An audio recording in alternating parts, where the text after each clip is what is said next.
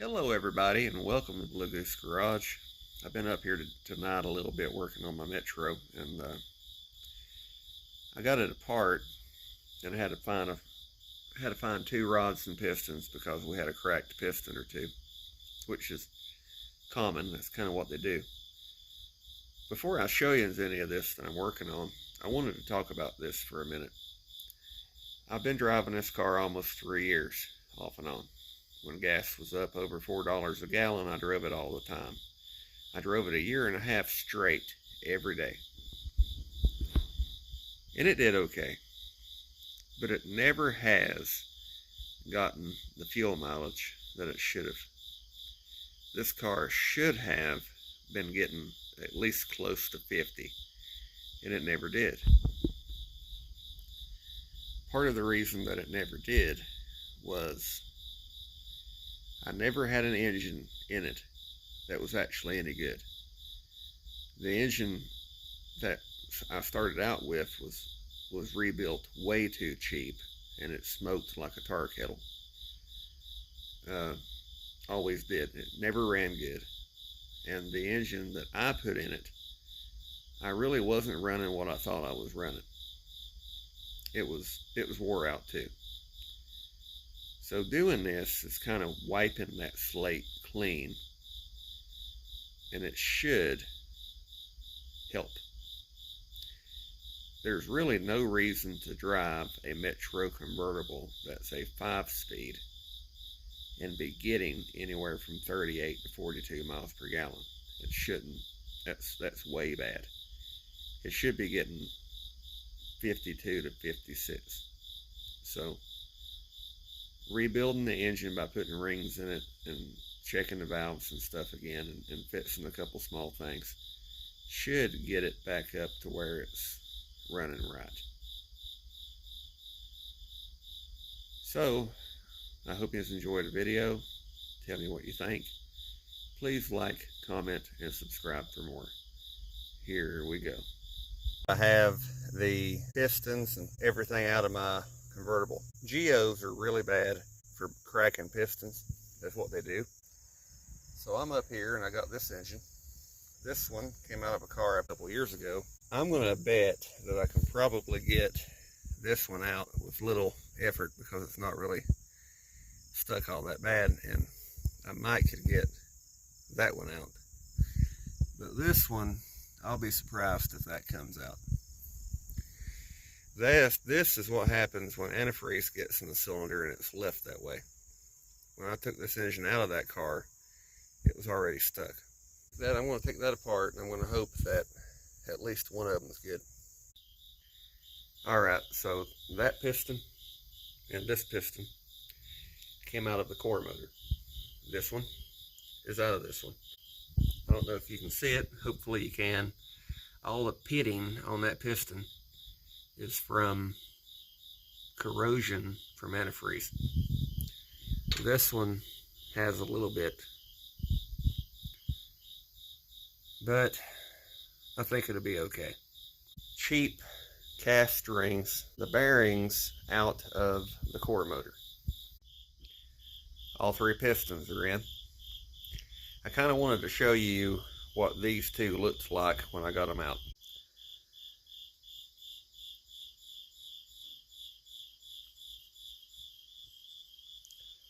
This was the middle one. And you could say that the scoring on the skirts is pretty bad, but it's not really. I mean, what doesn't really seem to be understood is this stuff has to run on something.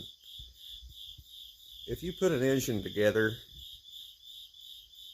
ran it 10,000 miles, and did everything you could do to make it as clean as you could, if you took it apart, the pistons would have little scratches, and the bearings, I've been argued with about that, but that's just the way it is. There's nothing really wrong with that bearing.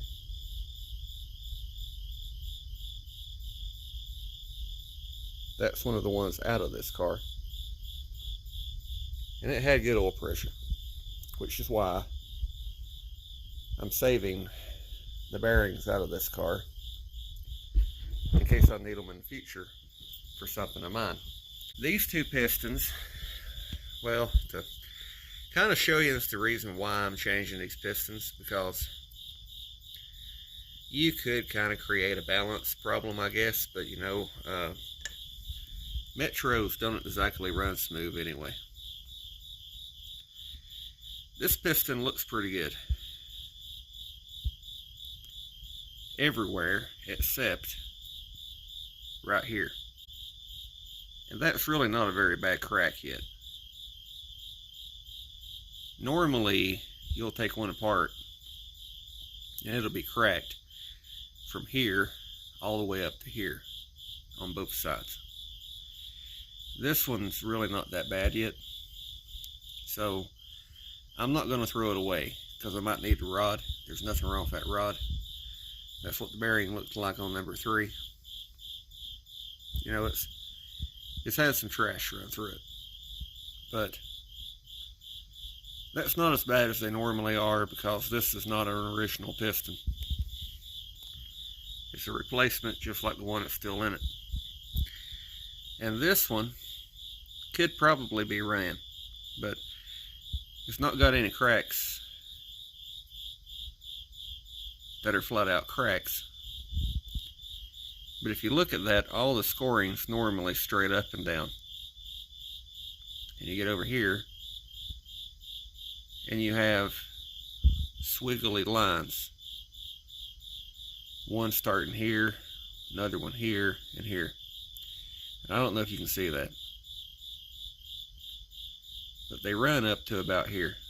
Can you see that? If you look down here, it's got a little bit of a line right here lining up with this one. I don't know if you can see that on this phone. It's not really flat out cracked yet. It's fatigued, but it's not cracked. Compared to this one, you see that line in the varnish at my finger? That lines up with that. So this one's cracked. This one's starting to crack. So if push came to shove in an engine like the one in Danny's car, I would run that piston and rod because it's in better shape than the ones that are in that engine. Really, both of those are in better shape, or in good enough shape that in a Maypop I wouldn't think twice about running something that's mine.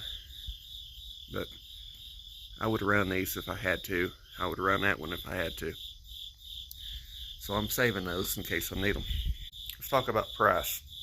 I've always fixed things as cheap as I could. You normally have pretty good luck out of that. Used to anyway. It doesn't quite work that way anymore. Parts quality is not as good as it used to be. Like I said in the other video, pretty much,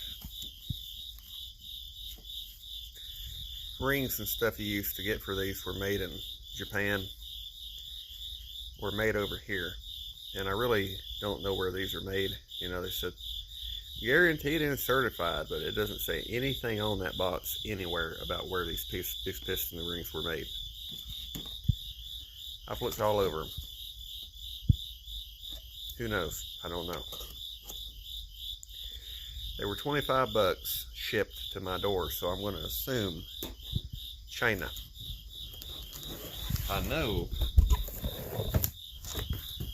that this was made in China. Now you can say that you probably shouldn't use no-name head gaskets, but modern Felpro head gaskets for this car are also made in China. Very few are made anywhere else. I mean, I'm sure you can probably get something from Japan, but 25 bucks shipped versus 150 or more. And for a car that's got 3 wheels and a grave, it doesn't make any sense to spend a lot of money on that.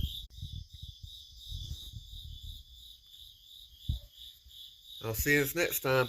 We'll put it together the rest of the way in the next Metro video. Bye.